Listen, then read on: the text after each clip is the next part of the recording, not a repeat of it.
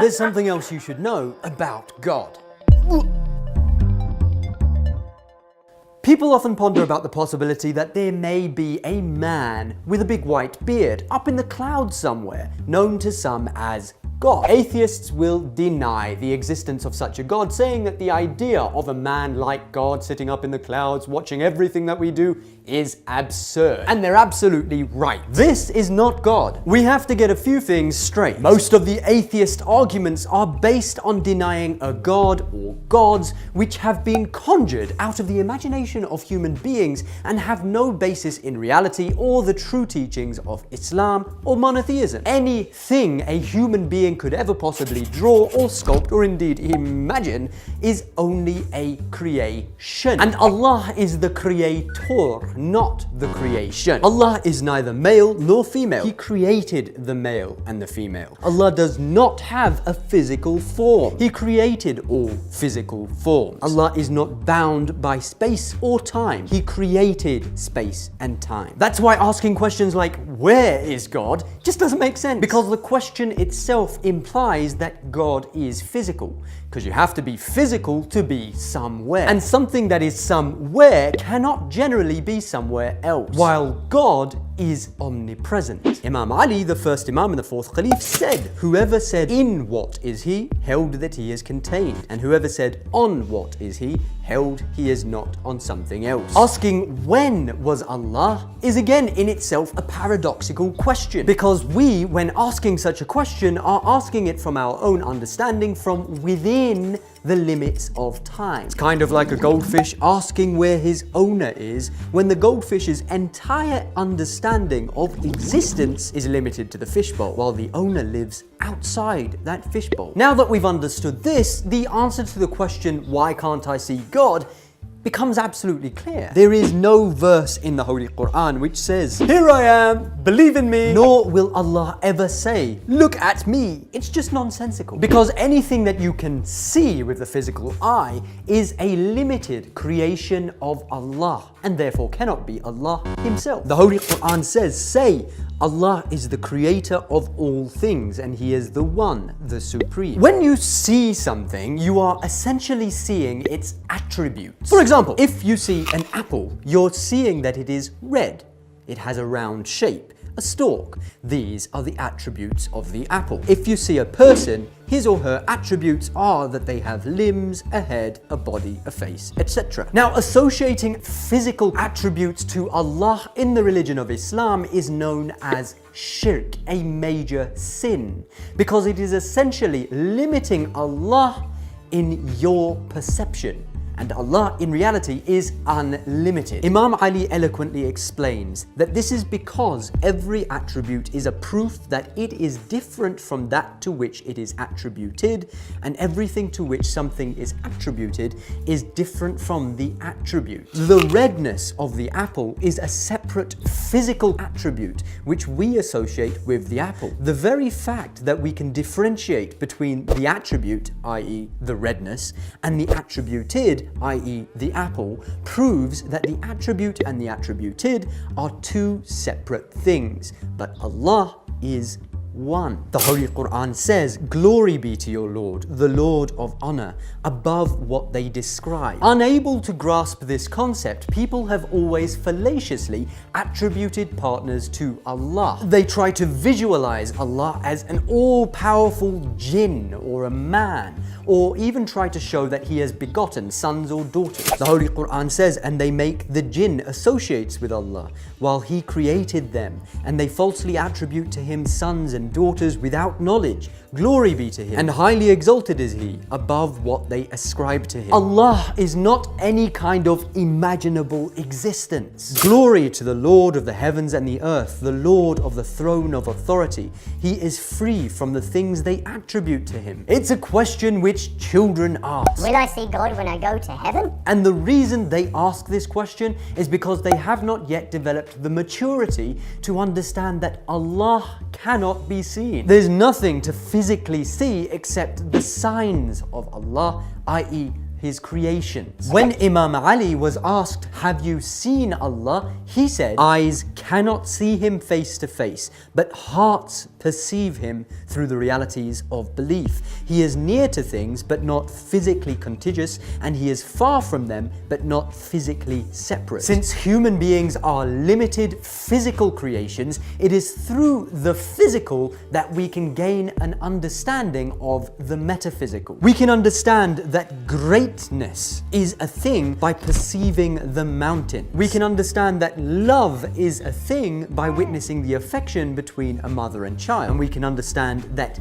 beauty is a thing by observing nature, for example. But can you see beauty itself? Can the eyes witness love itself? Can you perceive what greatness itself is through the physical eyes? You can describe these things which you know to exist through physical things, but the only way that you can truly comprehend them is through the eyes of the heart. And Allah is the source of all beauties, of all love and all greatness. The source itself can never be seen, but the signs of that necessary existence, which can be observed through the limited physical dimension, can be seen. The Holy Quran reminds us, and when you said, "O Musa, we will not believe in you until we see Allah manifestly," so the punishment, the lightning bolt, overtook you while you looked on.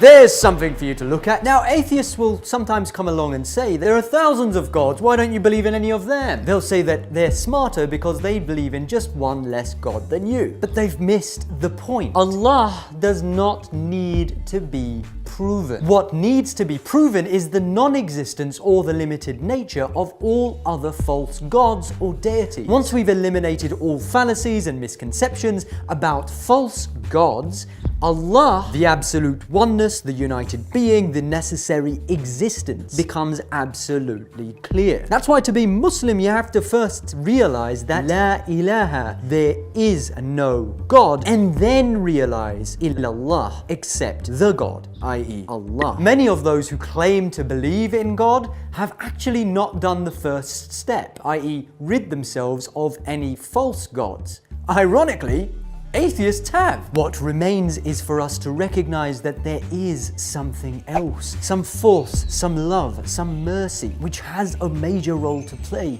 in life, the universe, and everything. There have always been a small number of people throughout the ages who have recognized the existence of one unified creator, while most people have always misinterpreted the reality and imagined false gods or deities of their own. Hinduism, for example, famously boasts many deities. Some say 33 million gods and goddesses. But some scholars state all deities are typically viewed in Hinduism as emanations or manifestations of a genderless principle called Brahman, representing the many facets of ultimate reality. Most ancient Greeks recognized the 12 major Olympian gods and goddesses, although philosophies such as Stoicism and some forms of Platonism used language that seems to assume a single transcendent deity. Great thinkers, prophets, philosophers, sages and scholars have, throughout the ages, tried to make clear to people the reality of the unified existence, the one God, the creator, whatever you want to call it,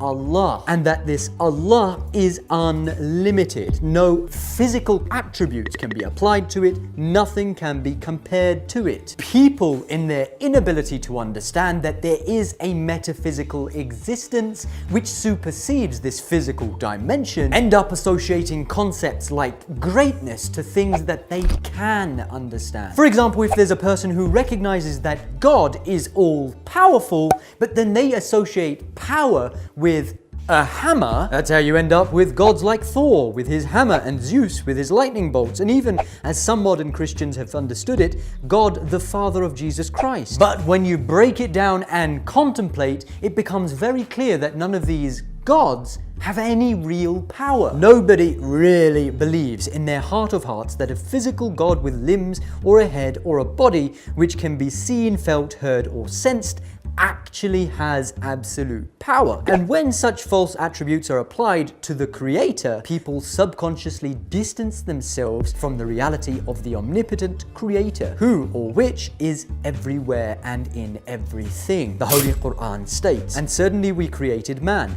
and we know what his mind suggests to him, and we are nearer to him than his life vein." And when people give attributes to Allah in their minds, they limit him, and through this association, they essentially distance themselves in their minds from Him. This is the problem that shirk, associating others with Allah, has. Because the moment someone distances himself within his own mind from Allah, it paves the way for all sorts of ignorance. And ignorance is the real enemy of humanity. This is why Prophet Ibrahim broke the idols, why Moses opposed the Pharaoh who claimed to be God. This is why the first of the 10 commandments is, I am the Lord thy God, thou shalt not have any strange gods before me. And why the arrival of the Prophet Muhammad in Mecca and the establishment of Islam is known as the end of the age of ignorance. It has always been about rejecting all gods and accepting only the one true consciousness, the necessary existence, the one, the unified, the holistic, the omnipresent Allah. And we did not send before you any messenger, but we revealed to him that there is no God but me, therefore serve me. If the message had been, you used to worship the hammer god, but now you'll worship the lightning god, or you used to worship the white god, now you should only worship the blue god, what's the point? What's the difference? The reality is that none of these perceived imaginary gods have any power.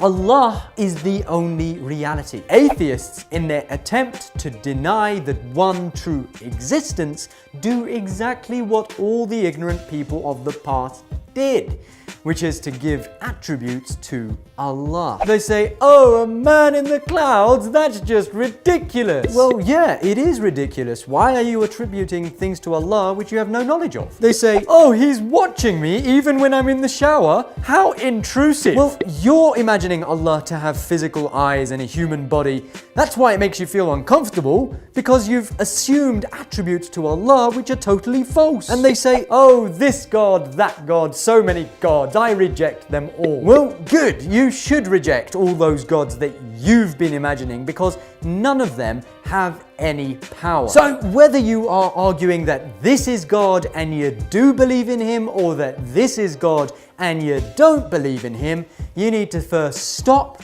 rewind, reanalyze, and realize that first of all, this is not God. Once we've done that and we've recognized La ilaha, then we can start to talk about illallah, about whom Imam Ali says, praise is due to Allah, whose worth cannot be described by speakers, whose bounties cannot be counted by calculators, and whose claim to obedience cannot be satisfied by those who attempt to do so, whom the height of intellectual courage cannot appreciate, and the divings of understanding cannot reach, he for whose description no limit has been laid down, no eulogy exists, no time is ordained, and no duration is fixed.